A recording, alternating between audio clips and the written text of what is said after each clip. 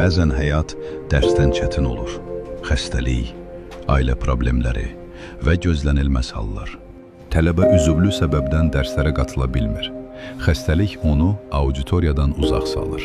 Qayda deyir, dərslərin 25%-dən çoxunda iştirak etməmisənsə, imtahana buraxılmırsan. Bəs bu ədalətlidirmi? Üzürlü səbəbi olan tələbə imtahandan kənarda qalmalıdırmı? Bu sual diqqətsiz qalmadı. Ombudsman məsələyə müdaxilə etdi və hüquqi qiymətləndirmək üçün müraciət olundu. Məsələ Konstitusiya Məhkəməsində araşdırıldı. Məhkəmə bildirdi ki, üzürlü səbəblərə görə dərslərə qatıla bilməyən tələbələrin təhsil hüququ təmin olunmalıdır. Bu məqsədlə qaydaların təkmilləşdirilməsi tövsiyə edildi. Bu yanaşma tələbəni təhsildən kənarda qoymur. Üzürlü səbəblər nəzərə alınır. Çünki təhsil hüququ insan hüququdur.